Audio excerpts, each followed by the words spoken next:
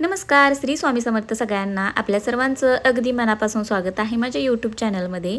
आणि आज आहे गुरुपौर्णिमा. तर सर्वप्रथम तुम्हा सगळ्यांना गुरुपौर्णिमेच्या खूप खूप शुभेच्छा. आज सकाळी लवकर आवरलेलं माझं 6:30ला विराज जातो. त्याच्या अगोदर मला त्याच्यासाठी टिफिन बनवावा लागतो. ते झाल्यानंतर मी लगेच देवपूजा आवरली. स्वयंपाकही करून झालेला होता माझा. देवपूजा आवरून घेतली छान अशी. आणि आज गुरुपौर्णिमा होती, त्यासाठी मला 1 दिवसाचं पारायणी करायचं आहे. उर्वी उर्वी पूर्वी उर्वी पूर्वी उठ उठ उठ लवकर, स्कूलला जायचंय का नाही? पूर्वी आई गो उठली.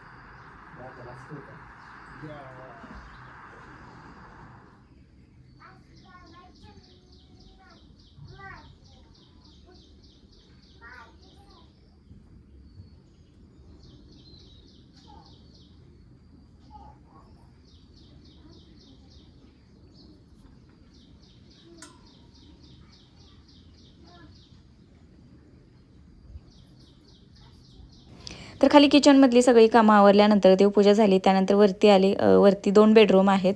तर पोरांना उठवायचं होतं, स्कूलला पाठवायचं होतं. 7:30 म्हणजे 8 वाजेपर्यंत सगळं होतं आणि 9ला त्यांना पाठवायला लागतं. अगोदर त्यांना उठवलं, झाडून काढलं आणि आज हेअर वॉश केलेलं होतं, त्याच्यामुळं केस विंचरत बसलेले. आणि ते झाल्यानंतर दोघांनाही लगेच आंघोळ घातली आणि आवरलं मस्त असं. आणि आज बुधवार होता. आज युनिफॉर्म चेंज आहे. बुधवार आणि शनिवार हा युनिफॉर्म घालावा लागतो आणि अदरवाईज तो येलो कलर. छान असं आवरलं आणि आता जायचं होतं खाली किचनमध्ये.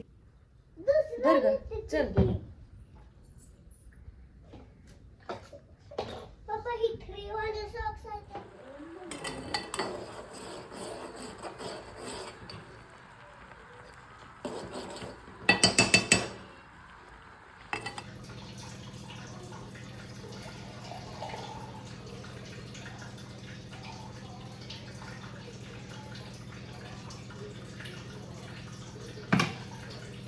खाली आले. त्या दोघांसाठी मॅगी बनवली आणि दूध रानातून तोपर्यंत पप्पाने आणलेलं होतं.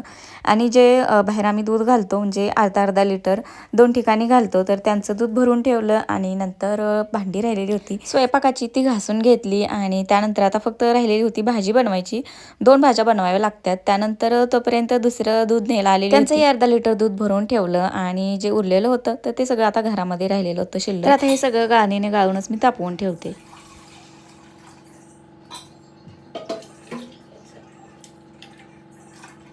तर आता 9 वाजलेल्या होत्या बरोबर. त्यावेळेसच पोरांचं सॉक्स वगैरे घालायचं, टिफिन बॉटल सगळं बॅगमध्ये पॅक करायचं. आणि इथे उर्वीला मी बाय करा म्हणत होती, तर ती करत होती. आणि श्रीचं चालू होतं सॉक्स काहीतरी घालायचं. तर बस काय आमच्या घरापर्यंत येत नाही, गावामध्ये मराठी शाळा आहे, तिथपर्यंत सोडायला जावं लागतं.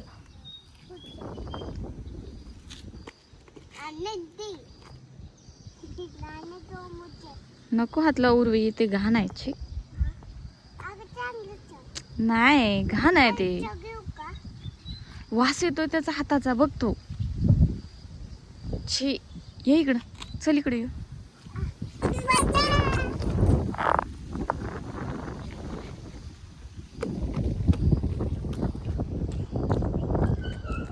तर पोरांना स्कूल बसमध्ये बसवलं. त्यानंतर घरी आले. तोपर्यंत यांचं आणि आईंचं आवरून झालेलं, त्यांच्यासाठी चहा ठेवला. आणि जी भाजी बनवायची राहिलेली ती सुद्धा बनवून घेतली.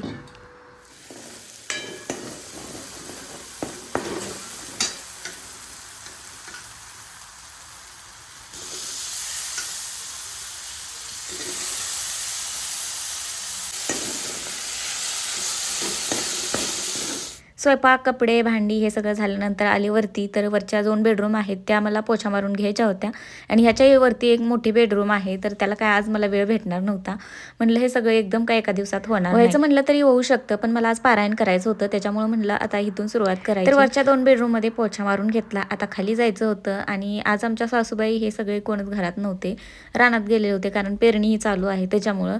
आणि पाऊस पण बारीक येतोय, पण तरीसुद्धा ज्यावेळेस थोडंसं ऊन पडेल त्यावेळेस पेरायचं चालू होतं, जे काही राहिलेलं होतं ते मका हुलगा हे काही करायचं चालू आहे रानात. आणि मला तर ह्या 2-4 दिवसामध्ये जायला वेळच भेटला नाही. त्याच्यामुळं मला ज्यावेळेस वेळ भेटेल मी फ्री असेल त्यावेळेस मी जात असते. त्यानंतर पहिल्यांदा जिन्यामध्ये पोछा मारून घेतला. आता हॉलमध्ये मारून घ्यायचा होता. आणि मी प्रत्येक व्हिडिओमध्ये तुम्हाला विचारते, माझे व्हिडिओ तुम्हाला बघायला आवडतात का? तर मला नक्की कमेंट करून सांगत जावा. म्हणजेच की जर तुम्हाला आवडत असतील तरच व्हिडिओ बनवायला आणखी मूड येतो, आणखी छान छान व्हिडिओ मी तुमच्यासोबत शेअर करू शकेन. त्यासाठी तुम्हाला कमेंट करून सांगावं लागेल. आणि घरातली सगळी कामं होत नाही तोपर्यंत पावसाला सुरुवात झाली.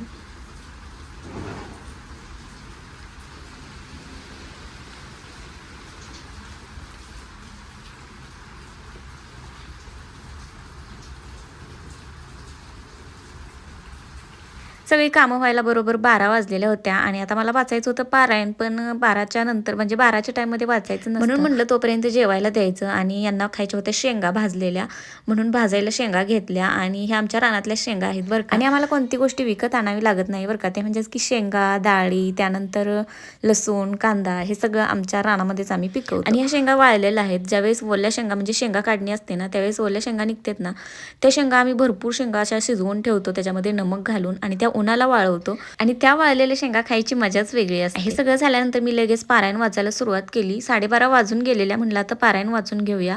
आणि हे पारायण वाचायला बरोबर 1 तास तरी तर लागतो. आणि जेव्हापासून मी पारायण करायला सुरुवात केलेली आहे ना, तेव्हापासून काही ना काहीतरी चांगले अनुभव तर मला येतच आहेत. चला तर मग आजच्या व्हिडिओ पुरतं बस एवढंच असणार आहे. व्हिडिओ तुम्हाला आवडला असेल तर लाईक करा, शेअर करा, कमेंट करा आणि तुमच्या मित्रमैत्रिणींना सुद्धा शेअर करायला विसरू नका. भेटू पुढच्या व्हिडिओमध्ये. तोपर्यंत बाय, टेक केअर.